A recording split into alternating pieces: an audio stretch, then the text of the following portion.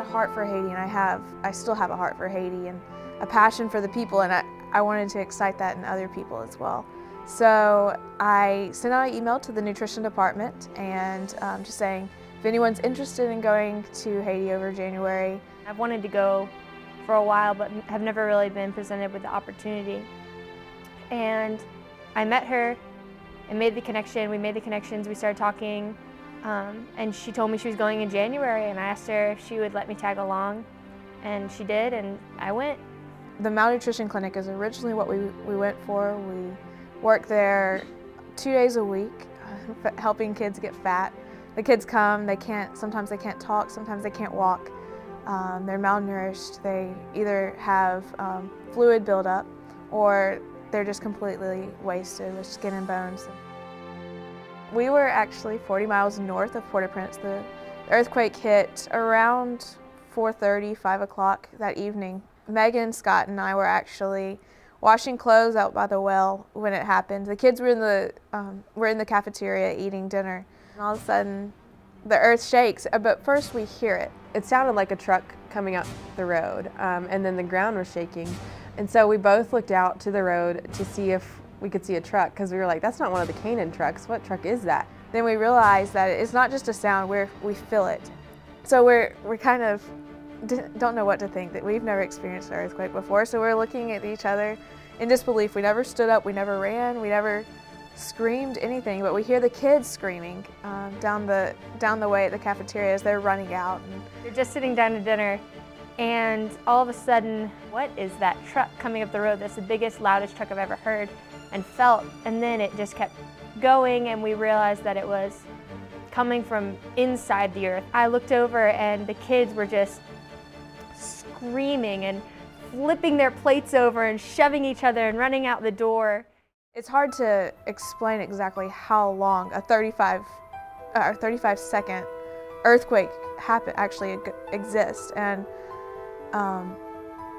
that was the most unbelievable thing, is how long it lasted. Yes, we felt the earthquake, and it was earth-shattering in all sense of the word, but it was nothing like in Port-au-Prince. And as terrified as the kids were, I think that was the biggest repercussion immediately at Canaan, was just the terror the kids saw. We were trying to explain what an earthquake was, what the Richter scale was, that they were okay, they were safe now, that there would be aftershocks, but that hopefully they wouldn't be as big, which they were big. But over the next few days, they kind of got used to their desk shaking in school, which was really scary for them. But and you know, they weren't sleeping out inside. They took their blankets outside and slept outside because they were terrified that their buildings were collapsed, which was really kind of sad, because I couldn't really convince them that they were completely safe because we didn't really know. The next day, the workers at Canaan, they all went back to port to check on their families, to check on their houses, to make sure their family was still alive, that they even had a house to go back to. We just continued the day as best we could. Elsie and Pastor Henry got back that night and showed us pictures of what they had taken when they were going through port to look for his family. I really felt confused about how different it was from what we had experienced than what had happened in port. I didn't know if I should be thankful or if I should feel burdened. I did. I felt both. I felt thankful, but I also felt burdened. And that was really hard to cope with. I started to realize that we're kind of stuck in Haiti. It didn't alarm me or anything, but it was still a thought that came to my head that there's no way we're going to get out through port. Before the earthquake, we worked mostly in the clinic, but after the earthquake, we just kind of changed everything we were doing, just the way we had to talk to the kids. We had to be more patient with them because they were scared, they weren't sleeping as much. Because they were running out of food, they weren't eating as much. And so we really kind of went from friends to parents. By the next day after the earthquake, our parents had already started working on how are they going to get home.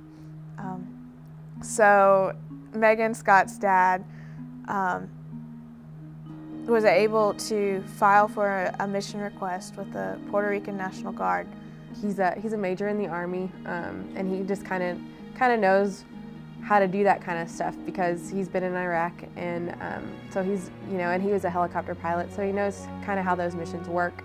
And so I was, you know, working all this out on Facebook chat with my dad, trying to tell him as much about the orphanage and the area around the orphanage as possible. When Megan first told me that the Puerto Rican Army National Guard might be picking us up in a Black Hawk, my first reaction was, haha, yeah, right.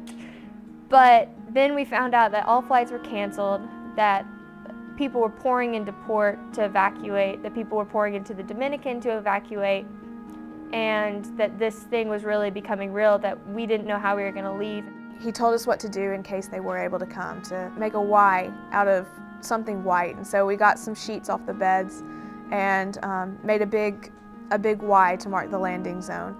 And still not knowing if today would be the day they would come. We were, you know, trying to get our mind off the fact that maybe we weren't going to get picked up and we were going to have to figure out another way. And then about 1:30, we heard, you know, the rotors of the helicopter, and we stood up and we ran out to our Y. And at first we see it, but they don't see us. They don't even see our Y. It's about each leg of the Y is 5 feet, and they still don't see us. And so we're jumping up and down, waving our arms, trying to get their attention. And the helicopter circled around and around and around, and we didn't know if they saw us. We didn't know if they were going to leave us. As soon as they land, of course we've attracted a crowd. We've put a big Y on the ground, and we're just all standing out in the middle of this field waving down a Black Hawk. And so we just booked it. We just ran towards the helicopter, and eventually the people just kind of parted in front of me, and this, you know, big guy with the American flag on his chest ran through and goes, "Anna, Megan, Katie, which one are you?" And I was like, "I'm Anna."